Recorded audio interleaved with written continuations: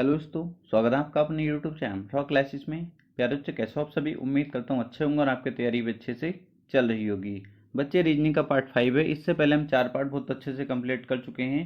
अगर आपने उनको नहीं देखा तो प्लेलिस्ट में आपको वीडियो मिल जाएगी, वहाँ जाकर देख सकते हैं। इस सीरीज में बच्चे हम उन सभी इंपॉर्टेंट क्वेश्चन को सोल्व कर रहे होते हैं जो प्रीवियस ईयर एग्जाम में पूछे गए हैं और आने वाले एग्जाम में पूछे जाने की संभावना है, और जो हमको एग्जाम में बार बार परेशान करते हैं। ठीक है बच्चे, तो चलते हैं, क्लास शुरू कर लेते हैं। पहला क्वेश्चन आपके सामने है। पहला क्वेश्चन देखेंगे बच्चे, सीरीज का क्वेश्चन है। ये काफ़ी परेशान कर देते हैं। अगर प्रैक्टिस करोगे तो बहुत इजी होते हैं ये, अगर आप प्रैक्टिस नहीं करके जाओगे तो काफ़ी बच्चों को फंसा देते हैं ये क्वेश्चन। अगर आप मेरे साथ पहले पार्ट से जुड़े हैं तो आपने देखा होगा इन क्वेश्चन को कैसे सोल्व किया जाता है। बच्चे, सीरीज का क्वेश्चन है। इसमें बोला गया है, दिए गए विकल्पों में से वह सही विकल्प चुने जो श्रृंखला को पूरा करेगा। श्रृंखला आपको दी गई है। सबसे पहले 23 है बच्चे, फिर 5 है, फिर 43 है, फिर 7 है, फिर 53 है, फिर 8, फिर 34। बच्चे, यहाँ आपको बताना है प्रश्नवाचक चिन्ह के स्थान पर कौन सा नंबर आने वाला है। 4 ऑप्शन आपको दिए गए हैं। जब आप प्रैक्टिस किए होंगे अच्छे से तो आप एकदम कहेंगे, सर ये सीरीज हमको देखते ही पता लग रही है, इसमें इस तरीके का रूल लग रहा है। सबसे पहले 23 था, तो 23 2 और 3 से मिलके बना है, तो इनको जोड़ दिया। इनको मैंने जोड़ा तो मुझे अगला नंबर मिल गया। आगे मैंने ऐसे ही किया, 43 था, 4 और 3 से मिलके बना है, 4 और 3 को मैंने जोड़ा तो 7 मिल गया। आगे 53 था, 5 और 3 को जोड़ा 8 मिल गया। इसी प्रकार 34 है, 3 और 4 को जब मैं ऐड करूंगा तो कितना मिल जाएगा मुझको? 7 मिलेगा, जो हमारा ऑप्शन नंबर ए में है। ऑप्शन नंबर ए हमारा करेक्ट आंसर हो जाएगा। काफ़ी इजी क्वेश्चन था। नेक्स्ट क्वेश्चन देखेंगे, question number 2। Question number 2 calendar का क्वेश्चन है। इस टाइप का हम पिछले प्रैक्टिस सेट में कर चुके हैं। ठीक है, अगर हमने देखा होगा तो आपको पता होगा कैसे इन क्वेश्चन को सोल्व करना होता है। जब भी आपको ऐसा क्वेश्चन मिले, ठीक है, तो आपको कैसे करना है। क्या बोला गया क्वेश्चन में, यदि आने वाले कल के बाद का दिन रविवार है तो बीते कल के पहले कौन सा दिन था। जब भी आपको ऐसा क्वेश्चन मिल जाए, एक लाइन आपको खींच लेनी है। ये दिन आपको मान लेना आज का दिन। ये कौन सा मान लेना है? आज का दिन। एक लाइन खींची, इस लाइन को क्या मानेंगे? आज का दिन। अब क्वेश्चन पढ़ेंगे, जैसे जैसे क्वेश्चन में बोला जाए वैसे वैसे हम करते रहेंगे। इसमें बोला गया, यदि आने वाले कल के बाद का दिन रविवार है, आने वाला कल, आने वाले कल के बाद का दिन, ये बच्चे हमको दिया है रविवार है। ठीक है, तो हम आज का पता लगा सकते हैं। आज कौन सा दिन होगा? ये क्या होगा? आप कहेंगे सर शनिवार होगा। और आज का दिन जो होगा बच्चे वो शुक्रवार। हमें पता लग गया, क्या होगा? शुक्रवार। इतना कर लिया। अब आगे पढ़ेंगे, तो बीते कल के पहले कौन सा दिन था? बीता कल, बीते कल से पहले ये दिन हमें बताना है। तो बच्चे ये कौन सा होगा? बृहस्पति। ये कौन सा होगा बच्चे? बुधवार।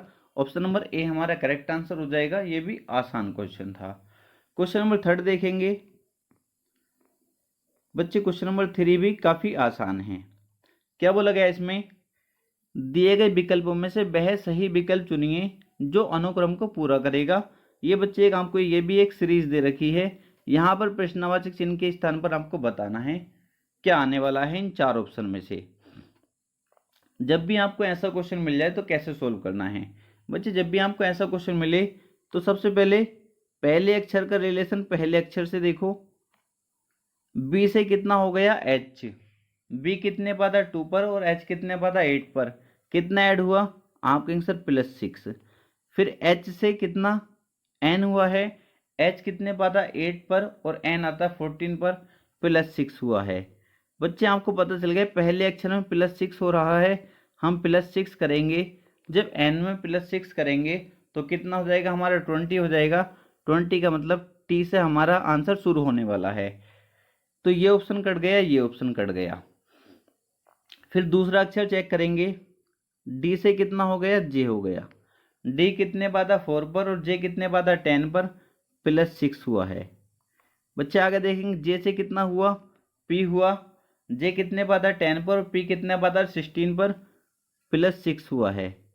फिर आगे भी +6 होगा। बच्चे जब हम +6 करेंगे पी में तो कितना हो जाएगा? 22। 22 का मतलब बी। तो T B option number C हमारा करेक्ट आंसर हो जाएगा। थर्ड अक्षर आपको चेक करने की जरूरत नहीं है। ठीक है, ऑप्शन नंबर सी हमारा करेक्ट आंसर हो जाएगा। किसी बच्चे को कोई दिक्कत नहीं होनी चाहिए। क्वेश्चन नंबर 4 देखेंगे। क्वेश्चन नंबर 4 कोडिंग डिकोडिंग का क्वेश्चन है, ठीक है। आसान क्वेश्चन है, बट कुछ बच्चे सोचते हैं कोडिंग डिकोडिंग के चैप्टर आसान होता है और पढ़ते नहीं है। डायरेक्ट वो बिना पढ़े उनको लगता है कि हम एग्जाम में क्वेश्चन बना लेंगे। जब वो एग्जाम में जाते हैं तो सबसे पहले कोडिंग डिकोडिंग के क्वेश्चन में ही फंसते हैं, ठीक है। तो किसी भी चैप्टर को आपको हल्के में नहीं लेना, चाहे चैप्टर इजी है या हार्ड है बच्चे। अच्छे तरीके से आपको प्रैक्टिस करनी है और अच्छे तरीके से सभी चैप्टर को तैयार करना है। जैसे ये क्वेश्चन है, इसमें बहुत बच्चे फंस सकते हैं। इसमें कहा गया है किसी निश्चित कोड भाषा में BE/OND को BDFNPY लिखा जाता है, उसी कोड भाषा में प्रोमिस को किस प्रकार लिखा जाएगा। तो कैसे सोल्व करेंगे? सबसे पहले बच्चे मैंने आपको एक रूल बताया था, जब भी कोडिंग डिकोडिंग का क्वेश्चन आपको मिले कैसे सोल्व करना है। मैंने कहा था जब भी आपको बोला जाए कोई भी अक्षर यहाँ पे दे सकता है, इसको ये लिखा जाता है, कोई भी शब्द दे सकता है। तो बच्चे इसने बोला इसको क्या लिखा जाता है, ये लिखा जाता है। तो आपको ध्यान रखना है, सबसे पहले इस शब्द में देखो कितने अक्षर हैं। आप कहेंगे सर जितने इसमें हैं इसमें भी इतने ही हैं। फिर देखो इसके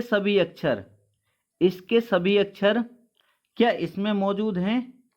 मैंने बताया था आपको सबसे पहले ये चेक करना। आप कहेंगे सर लग तो रहा है, कुछ लग तो रहा है, पर हमने देखा सर बी यहाँ पर है, सर डी इसमें है, डी इसमें भी है, सर हमने देखा बाई इसमें भी है, सर हमने देखा एन इसमें भी है, पर सर दो अक्षर इसमें ई है और इसमें ओ, पर यहाँ पर एफ और पी हैं। तो देखते ही दिमाग में आपके क्या आएगा? आप अगर प्रैक्टिस अच्छे से किए होंगे तो आप कहेंगे सर हमें देखते ही पता लग गया, क्योंकि ये क्या थे बच्चे, ई क्या है, एक स्वर है, और ये भी क्या है, ओ भी स्वर है। और यहाँ पे स्वर में ही चेंज किया गया है, व्यंजन जो थे वो ऐसे के, इसमें व्यंजन ऐसे के ऐसे ही हैं। क्लियर, समझ आई? एक बात और आपने देखी, सर बी ये है, पर ये वाला डी कहाँ आ गया, डी यहाँ पर आ गया। मतलब क्या करा है इन्होंने, इसके सभी अक्षरों को बच्चे पहले अंग्रेजी वर्णमाला के क्रमानुसार लगाया गया है। इसके सभी अक्षरों को पहले अंग्रेजी वर्णमाला के क्रमानुसार लगाया गया है।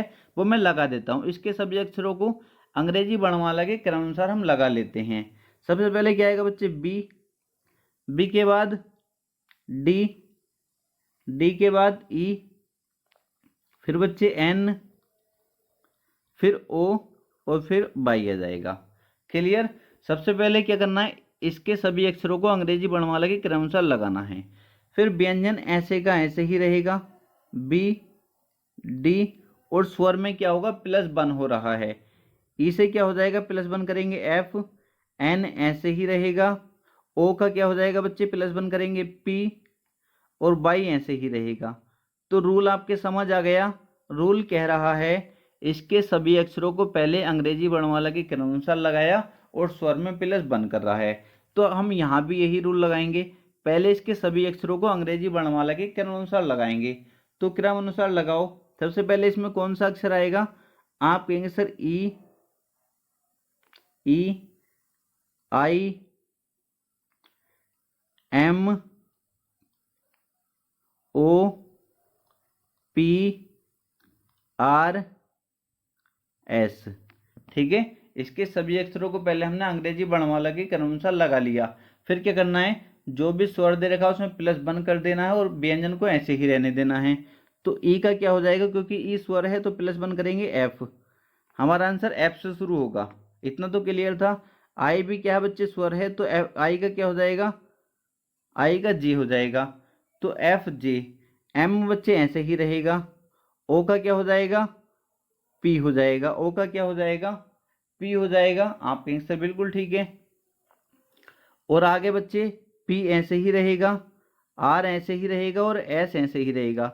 F J M double P R S, option number D हमारा करेक्ट आंसर हो जाएगा। आसान था। नेक्स्ट क्वेश्चन देखेंगे, क्वेश्चन नंबर 5।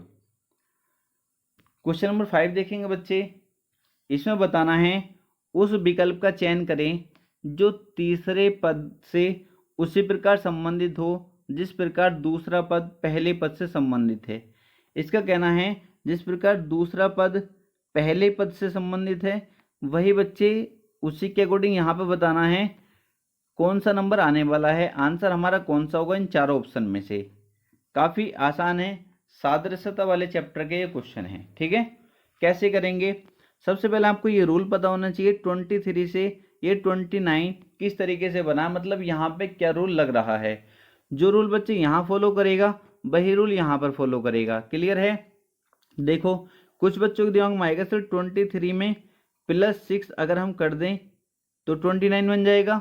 बिल्कुल ठीक। तो यहाँ भी +6 जब हम करेंगे तो कितना बनेगा 47, जबकि 47 ऑप्शन में नहीं दिया, मतलब कोई और रूल लग रहा है। अगर 47 ऑप्शन में दिया होता तो वो मेरा करेक्ट आंसर हो जाता। तो और रूल लग रहा है बच्चे, और दिमाग लगाओ थोड़ा सा।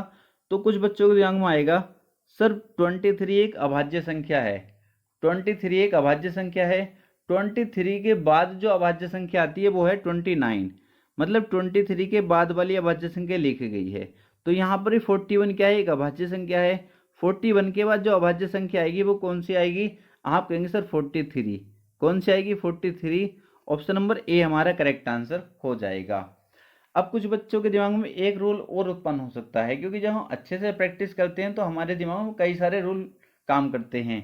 कुछ बच्चे ऐसा भी कह सकते हैं सर इन दोनों की मल्टीप्लाई करी 6 हो गया और इन दोनों की मल्टीप्लाई करी 18 हो गया, मतलब कितने गुना है? 3 गुना। यहाँ पर इनकी मल्टीप्लाई करी, जो हमारा जो आंसर आएगा वो कितने गुना आएगा? 3 गुना, मतलब 12 आने वाला है। 12 का मतलब किसकी मल्टीपल 12 हो रही है? आप कहेंगे सर 4 और 3 की। 4 और 3 की मल्टीपल कितनी हो रही है? 12 हो रही है। तो यहाँ पे कितना आएगा? 43 आ जाएगा। क्लियर है बच्चे? इस तरीके से भी आप कर सकते थे, जैसे आपके दिमाग में फॉलो कर जाए, बस रूल फॉलो करना चाहिए। रूल जो इसमें रूल लगा रहे हो वही रूल यहाँ पर लगाना, बस इतना ध्यान रखना। क्लियर है? नेक्स्ट क्वेश्चन देखेंगे, क्वेश्चन नंबर 6। क्वेश्चन नंबर 6, बेमेल को चुनिए जो समूह से संबंधित नहीं है। मतलब आपको विषम को चुनना है जो इनमें अलग है। ठीक है, तो कैसे चुनेंगे? एक बच्चे सचिव दे रखा है, परिषद, पैनल और कैबिनेट, इनमें जो बेमेल है उसको चुनना है। आप कहेंगे सर ये तो बहुत आसान है, इसका क्या हो जाएगा? सचिव, क्योंकि सचिव को छोड़कर अन्य सभी एक से अधिक व्यक्तियों का समूह है। ये भी एक से अधिक व्यक्तियों का समूह है, पैनल भी और कैबिनेट भी। जबकि सचिव क्या है बच्चे? एक पद नाम है। क्या है सचिव? एक पद नाम है। क्लियर है? तो ऑप्शन नंबर ए हमारा करेक्ट आंसर हो जाएगा। नेक्स्ट क्वेश्चन देखेंगे, क्वेश्चन नंबर 7। क्वेश्चन नंबर 7 में क्या कहा गया है? एक दिन में कितनी बार किसी घड़ी की सुइयां एक दूसरे की विपरीत दिशा में होंगी? बच्चे एक दूसरे की विपरीत दिशा में बोले, या आपसे ऐसे भी कह सकता है एक दिन में किसी की घड़ी की सुइयां कितनी बार एक सीधी रेखा में होंगी? कितनी बार एक सीधी रेखा में होंगी, आपसे ये भी कह सकता है। सीधी रेखा में बोले या एक दूसरे के विपरीत दिशा में बोले तो एक दिन में होंगी बच्चे 22 बार। कितनी बार? 22 बार। ऑप्शन नंबर डी हमारा करेक्ट आंसर हो जाएगा। आपसे ऐसे भी कह सकता था एक दिन में कितनी बार घड़ी की सुइयां समकोण पर होती हैं? एक दिन में कितनी बार घड़ी की सुइयां समकोण पर होती हैं? अगर समकोण बात कर लेता तो कितना होता हमारा आंसर? 44 हो जाता। 44। क्लियर है? याद रखेंगे इन बातों को। नेक्स्ट क्वेश्चन देखेंगे, क्वेश्चन नंबर 8। क्वेश्चन नंबर 8 आसान है और बार बार एग्जाम में पूछा जाता है। क्वेश्चन को पढ़ेंगे। सबसे पहले, एक कंपनी के प्रबंधक निदेशक ने साक्षात्कार के लिए हॉल में 12:30 से 10 मिनट पूर्व प्रवेश लिया। 12:30 से 10 मिनट पूर्व प्रवेश लिया। वह चेयरमैन से 20 मिनट पूर्व आया था तथा चेयरमैन 30 मिनट विलंब से आया था। साक्षात्कार का नियत समय क्या था? मतलब इंटरव्यू को जो नियत समय था वो क्या था, ये बताना है हमको। तो इसका आंसर इसके अंदर ही छिपा है। कैसे? देखो क्वेश्चन पढ़ो। एक कंपनी के प्रबंधक निदेशक ने साक्षात्कार लेने के लिए हॉल में जो प्रवेश करा वो 12:30 से 10 मिनट पूर्व प्रवेश कर दिया। उन्होंने प्रवेश कर दिया कितने? 12:30 से 10 मिनट पूर्व, मतलब कितने बच्चे? 12:20 पर। कितना 12-20 पर प्रवेश कर दिया। बताओ कोई दिक्कत तो नहीं है? बिल्कुल कोई दिक्कत नहीं है। वह चेयरमैन से 20 मिनट पूर्व आया था। प्रबंधक निदेशक जो था बच्चे, भी 12-20 पर जो आया, ये क्या है? चेयरमैन से 20 मिनट पूर्व आया था, मतलब चेयरमैन जो आए वो कितने पर आए? 12:40 पर। ठीक है, बिल्कुल ठीक है। तथा चेयरमैन 30 मिनट विलंब से आया था। चेयरमैन जो थे, ये इंटरव्यू से, जो इंटरव्यू का नियत समय था उससे क्या आए थे? 30 मिनट विलंब से आए थे। तो बच्चे कितने बजे का टाइम होगा इंटरव्यू का? 12:10 का होगा। कितने का होगा? 12:10 का। बताओ किसी बच्चे को कोई दिक्कत थी इसमें? इंटरव्यू का साक्षात्कार का नियत समय क्या था? 12:10। आसान था, क्वेश्चन के अंदर इसका आंसर छिपा था। नेक्स्ट क्वेश्चन देखेंगे, क्वेश्चन नंबर 9। क्वेश्चन नंबर 9, निम्न प्रश्न में कौन सी उत्तर आकृति प्रश्न आकृति के प्रतिरूप को पूरा करेगी? ये बच्चे प्रश्न आकृति दे रखी है और 4 उत्तर आकृति दे रखी है। इसमें आपको आंसर बताना है कौन सा होगा। ये आकृति आपको पूरा करना है। इस आकृति को यहाँ पर प्रश्नवाचक चिन्ह जो दे रखा है, बहुत आसान है। सबसे पहले आप देखेंगे ये जो बन रहा है इसको पूरा करेंगे इस तरीके से। ठीक है, जब हम इसको पूरा करेंगे तो इस तरीके से हम इसको पूरा कर लेंगे। क्लियर? इतना करते ही हम आंसर तक पहुंच जाएंगे। ये आंसर नहीं होगा, ये आंसर नहीं होगा, ये आंसर नहीं होगा, क्योंकि इसी में दिखाई दे रहा है बस इस तरीके से।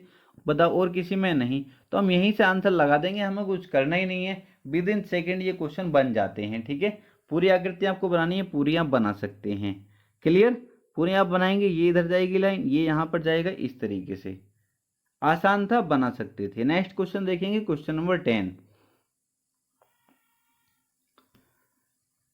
किस उत्तर आकृति में प्रश्न आकृति निहित है? मतलब किस, ये वाली प्रश्न आकृति जो है, ये 4 उत्तर आकृति आपको दी गई हैं, इनमें से किसके अंदर छिपी हुई है, ये हमें बताना है। बताओ। आप देखते ही कहेंगे सर ये तो बहुत इजी क्वेश्चन, और ऐसा क्वेश्चन पूछा जाता है बार बार। आप कहेंगे सर ये तो, ये आकृति मैंने देखी, इस टाइप की आकृति ये मुझे यहाँ पर दिख रही है, ये छिपी है इसके अंदर, है नहीं है? बिल्कुल। ये देखो यहाँ पे छिपी है, नहीं? बिल्कुल। तो ऑप्शन नंबर डी हमारा करेक्ट आंसर हो जाएगा। ऑप्शन नंबर डी बच्चे हमारा करेक्ट आंसर हो जाएगा। अगर बच्चे आपको वीडियो अच्छा लगे तो वीडियो को लाइक जरूर कर दिया करो, और चैनल को सब्सक्राइब अभी तक नहीं किया तो चैनल को सब्सक्राइब जरूर कर लेंगे। अगर आपकी कोई भी क्वेरी है तो कमेंट बॉक्स में कमेंट करके जरूर बताया करो। ठीक है बच्चे? अगर आपकी कोई भी डाउट है तो नीचे बच्चे डिस्क्रिप्शन में नंबर दिया है, व्हाट्सअप नंबर, उस पर मुझको मैसेज कर सकते हैं। नेक्स्ट क्वेश्चन देखेंगे, क्वेश्चन नंबर 11। बच्चे क्वेश्चन नंबर 11 अच्छे समझेंगे, इसमें क्या बोला गया है। पिछले वर्ष राम की आयु किसी संख्या के वर्ग के बराबर थी। पिछले वर्ष राम की आयु किसी संख्या के वर्ग के बराबर थी, और अगले वर्ष वह एक संख्या के घन के बराबर होगी। उसकी आयु दोबारा किसी संख्या के घन के बराबर हो, उसके लिए उसे कितने समय और प्रतीक्षा करनी पड़ेगी। पिछले राम की जो आयु है, वो इस टाइम जो आयु है राम की आयु, वो पिछले वर्ष किसी संख्या के वर्ग के बराबर थी, और अगले वर्ष वह एक संख्या के घन के बराबर होगी। तो बताओ कितनी होगी उसकी आयु। आप कहेंगे सर अगर मैं देख लूँ 26 ऐसा नंबर है, पिछले वर्ष क्या है 25 है, पिछले वर्ष क्या है 25, और अगले वर्ष क्या है 27। तो अगर मैं 26 मानता हूँ तो क्लियर कहूँगा सर पिछले वर्ष जो है ये किसी संख्या मतलब 5 के स्क्वायर के बराबर थी, और अगले वर्ष 27 ये 3 के क्यूब के बराबर है। यही तो बोला है इसने, पिछले वर्ष राम की आयु किसी संख्या के वर्ग के बराबर थी। बिल्कुल ठीक है, अगर 26 में लेता हूँ तो, और अगले वर्ष वह एक संख्या के घन के बराबर होगी। हाँ बिल्कुल 3 के घन के बराबर है। इतना कर लिया, तो मैंने कितनी ले ली बच्चे 26। उसकी आयु दोबारा किसी संख्या के घन के बराबर हो, उसके लिए उसे कितने समय प्रतीक्षा करनी पड़ेगी। ऑप्शन से कर दो, अब ऑप्शन से कर दो। अगर मैं इसमें 10 जोड़ता हूं तो कितनी हो जाएगी, कितनी हो जाएगी।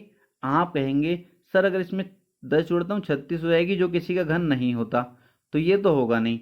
ठीक है, अगर मैं 38 जोड़ता हूँ, 38 बच्चे, तो कितना हो जाएगा 8 और 6 14, 4 2 3 5 और एक कैरी का 6 64। ये किसके क्यूब के, हाँ बिल्कुल ठीक है, क्यूब हो जाती है। सही है, यही तो बोला था। आयु दोबारा किसी संख्या के घन के बराबर हो, तो किसी संख्या के घन के बराबर तो कितना जोड़ूं, 38 जोड़ूंगा तो किसके, 4 के घन के बराबर हो जाएगी। क्लियर है बच्चे, किसी को कोई दिक्कत तो नहीं है। कितनी होगी, कितनी बच्चे, कितना जोड़ना चाहिए, उसके लिए उसे कितने समय प्रतीक्षा करनी पड़ेगी, 26 थी उसकी। उसे घन करने के लिए मतलब आगे जो नंबर आने वाला है उसे कितनी प्रतीक्षा और करनी पड़ेगी, जिससे उसकी जो आयु हो किसी संख्या के घन के बराबर हो। तो इसमें 38 वर्ष और उसे प्रतीक्षा करनी पड़ेगी। 38 वर्ष बाद उसकी आयु हो जाएगी 64, जो किसके, 4 के क्यूब के बराबर है। ठीक है, कोई दिक्कत किसी बच्चे को नहीं होनी चाहिए। आसान क्वेश्चन था, बस थोड़ा सा समझना था। नेक्स्ट क्वेश्चन देखेंगे, क्वेश्चन नंबर 12। यदि जॉन ने अपना विजय दिवस मंगलवार 5 जनवरी 1965 को मनाया, तो वह अपना विजय दिवस उसी दिन कब मनाएगा। काफ़ी आसान है, कई तरीके से हम इन क्वेश्चन को सॉल्व कर लेते हैं बच्चे, कई तरीके से क्वेश्चन को सॉल्व कर लेते हैं। ठीक है, बट अभी मैं एक ही तरीका आपको बताऊंगा जिससे आप लगभग सभी क्वेश्चन बना सकते हैं। जब भी आपको ऐसा क्वेश्चन मिल जाए, यहाँ पर देखो क्या दिया है, जनवरी दिया है। जनवरी हो या फरवरी हो, जनवरी हो या फरवरी हो, ठीक है, तो आपको क्या करना है, कौन सा कोड यूज करना है, 5 6 6 11, यही कोड यूज करना है। ठीक है, अगर यहाँ जनवरी या फरवरी हो, सर कोड कैसे यूज करेंगे बच्चे, 0 शेष बचे, 1 शेष बचे, 2 शेष बचे और 3 शेष बचे। 0 शेष बचे, 1 शेष बचे, 2 शेष बचे और 3 शेष बचे। सर शेष कैसे बचेगा बच्चे, आपको दिया गया है 1965, कुछ भी दे, यहाँ पर लास्ट की 2 डिजिट को 4 से डिवाइड करके देख लेना है। 4 से डिवाइड करेंगे तो कितनी बार 1 शेष बचेगा, आपके आंसर बिल्कुल ठीक है। जब 65 को हम 4 से डिवाइड करेंगे तो 1 शेष बचेगा, 1 शेष बचेगा तो कितना जोड़ेंगे, 6 जोड़ेंगे। जब 1965 में हम 6 जोड़ेंगे तो कितना हो जाएगा हमारा, 1971 हो जाएगा। ऑप्शन नंबर बी हमारा करेक्ट आंसर हो जाएगा। ठीक है, अगर बच्चे 2 शेष बचता फिर भी हम 6 जोड़ते, और 3 शेष बचता कितना जोड़ते, 11 जोड़ते, और कुछ भी शेष ना बचता बच्चे तो कितना जोड़ते, 5 जोड़ते। क्लियर है, ये कोड आपको यूज करना है। कब बच्चे, जब यहाँ पे जनवरी या फरवरी हो। अगर यहाँ पे जनवरी फरवरी को छोड़कर और कोई दिया हो, जैसे मार्च अप्रैल मई जून इस तरीके से, तो कौन सा कोड यूज करना है, 6 6 11 और 5। ठीक है, जब 0 शेष बचे, 1 शेष बचे, 2 शेष बचे और 3 शेष बचे, तो आप ये वाला कोड यूज करेंगे। क्लियर हुई बात, आपके आंसर बिल्कुल ठीक है, समझ आ गया। इस तरीके से आपका हर क्वेश्चन इस टाइप का बन जाएगा जब भी आपको ऐसा टाइम दिया हो। जैसे 5 जनवरी 1965, जनवरी की बात करेगा तो मैंने आपको क्या बताया है, 5, ये कोड यूज करना है। ठीक है, 0 शेष बचेगा, 1 शेष बचे, 2 शेष बचे या 3 शेष बचे। सबसे पहले बात की 2 डिजिट को 4 से डिवाइड करना है। 65 को 4 से डिवाइड करूंगा, कितनी बार चला जाएगा, 16 बार चला जाएगा। ठीक है, 1 शेष बचेगा, 1 शेष बचा, कितना जोड़ूंगा, 6 जोड़ूंगा। जब 65 में 6 जोड़ा कितना हो गया, 1971। ऑप्शन नंबर बी हमारा करेक्ट आंसर हो जाएगा। उम्मीद करता हूँ समझ पाए होंगे। नेक्स्ट क्वेश्चन देखेंगे, क्वेश्चन नंबर 13। क्वेश्चन नंबर 13 दिशा दूरी का क्वेश्चन है, काफ़ी इजी क्वेश्चन है। सबसे पहले क्वेश्चन को पढ़ेंगे, क्वेश्चन में बोला क्या गया है। इसमें कहा गया है लक्ष्मण 15 किलोमीटर उत्तर की ओर चला। दिशाओं के बारे में आपको बहुत अच्छे से पता है। ये बच्चे पूर्व दिशा होती है, ये पश्चिम दिशा होती है, ये उत्तर दिशा होती है और ये दक्षिण दिशा होती है। बहुत अच्छे से आप जानते हैं। तो इसमें क्या बोला, लक्ष्मण 15 किलोमीटर उत्तर की ओर चला। मान लो बच्चों वो यहाँ से चला और 15 किलोमीटर उत्तर की ओर चला दिया मैंने उसको, 15 किलोमीटर उत्तर की ओर चला। ठीक है, फिर वह पश्चिम की ओर मुड़ा और 10 किलोमीटर चला। पश्चिम किधर है आप बहुत अच्छे जानते हैं, तो पश्चिम की ओर मैंने इसको मुड़ाया और कितना चलाया, 10 किलोमीटर इसमें बोला गया था तो 10 चला दिया। ठीक, उसके बाद वह दक्षिण की ओर मुड़ा और 5 किलोमीटर चला। दक्षिण की ओर मुड़ा और बच्चे कितना चला, ये 5 किलोमीटर चला। अंत में वह पूरब की ओर मुड़ा और 10 किलोमीटर चला। यहाँ से पूरब की ओर मुड़ा और बच्चे कितना यहाँ पहुँच गया, यहाँ पर वो आ गया। ठीक है, 10 किलोमीटर चलकर वो यहाँ पर आ गया। यह बताइए कि अब वह अपने घर से किस दिशा में है। अब बच्चे यहाँ से बताना है ये वाली दिशा कौन सी है, तो बच्चे कौन सी है, ये उत्तर दिशा है। कौन सी है, उत्तर दिशा है। ऑप्शन नंबर सी हमारा करेक्ट आंसर हो जाएगा। बिल्कुल इजी क्वेश्चन था। नेक्स्ट क्वेश्चन देखेंगे, क्वेश्चन नंबर 14। क्वेश्चन नंबर 14 में क्या बोला गया है, इसमें कहा गया है कि जैसे 4 और 3 से मिलकर ये बना है, क्योंकि जब भी आप देखो मुझे यहाँ पर बताना है, यहाँ पर बताना है क्या आने वाला है, तो मैं ये देखूंगा पहले ये 144 किस तरीके से बना है और ये किस तरीके से बना है। ठीक है, फिर जो रूल इनमें लगा होगा, जो रूल बच्चे इनमें लगेगा वही रूल मैं यहाँ पर लगा दूंगा, मेरा आंसर आ जाएगा। तो सबसे पहले मैं 4 और 3 से देखूंगा, 4 3 से मैं किस प्रकार इसको बना सकता हूँ। तो अगर हम प्रैक्टिस किए होंगे एकदम आप कहेंगे सर अगर मैं इनकी मल्टीप्लाई कर दूँ, 4 3 12, 12 मुझे को मल्टीप्लाई करते ही दिमाग में एकदम आ गया सर ये मल्टीप्लाई जो करा 4 3 12, ये तो 12 का स्क्वायर होता है, 12 का स्क्वायर है ये तो 144। बिल्कुल ठीक है, मैंने देखा कि आगे भी यही रूल लग रहा है। 11 की और 9 की करी 11 नाम 99, 99 का स्क्वायर, हाँ बिल्कुल ठीक है 99 का स्क्वायर है ये। तो आगे मैंने कहा सर 15 छक्का कितने होते हैं, 90। तो यहाँ भी जो आएगा 90 का क्या आने वाला है, स्क्वायर आने वाला है, 9 9 81। बच्चे कितना जाएगा 8100। ऑप्शन नंबर बी हमारा करेक्ट आंसर हो जाएगा। तो ये चीज़ें प्रैक्टिस से आती हैं, जितनी ज़्यादा हम प्रैक्टिस करेंगे उतना क्वेश्चन हमारे लिए आसान हो जाता है। नेक्स्ट क्वेश्चन देखेंगे, क्वेश्चन नंबर 15।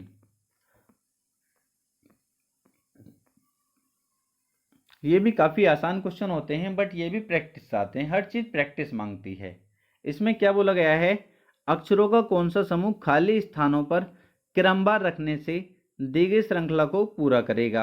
अगर आप अच्छी प्रैक्टिस में हैं तो इन क्वेश्चन को बिना पेन उठाए सोल्व कर सकते हैं, वरना आप क्या करते हैं पहले इनको गिनते हैं, 1 2 3 4 5 6 7 8 9 10 11 12 13 14 15 16। कितनी जगह हैं, 16 जगह हैं। तो आप कहते हैं सर 16, तो फैक्टर करेंगे 4 4 के पेयर में इनको बांट लेते हैं। 4 के पेयर में बांटा, 4 4 के पेयर में इनको बांट लेते हैं। ठीक है, इस तरीके से 4 4 के पेयर में बांट लिया। 4 4 के पेयर में बांटने के बाद आपने क्या देखा, पहला पेयर आपने देखा सर अगर मैं यहाँ पर ए रख दूं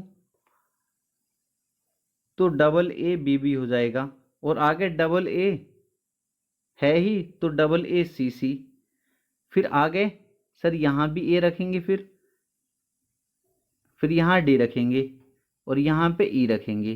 तो क्या बना, double A double B, double A double C, double A double D, double A double ई।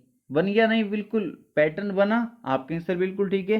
तो यहाँ क्या आएगा, A double A double B, एक पेयर ये बन गया, डबल ए डबल सी, एक पेयर ये बन गया, फिर ए यहाँ पर आएगा और डी यहाँ पर, double A double D, double A double ई। तो क्या क्या आएगा बच्चे, ए ये आ गया, सी आया, ए ये आया और डी ये और ई ये, A C A D E, A C A D E. Option number A हमारा करेक्ट आंसर हो जाएगा। आसान क्वेश्चन था। ठीक है बच्चे, तो किसी बच्चे को कोई दिक्कत नहीं होनी चाहिए। आप कमेंट बॉक्स में कमेंट करके बताएंगे, ईमानदारी से बताएंगे आपके 15 में से कितने क्वेश्चन सही हुए। क्या बच्चे इन क्वेश्चन को 15 से बढ़ाकर 20 या 25 कर दूं, ये भी आपको कमेंट बॉक्स में कमेंट करके बताना है। और आपको वीडियो अच्छा लगा तो वीडियो को लाइक जरूर करेंगे और चैनल को सब्सक्राइब कर देंगे बच्चे। ठीक है, मिलते हैं नेक्स्ट वीडियो में।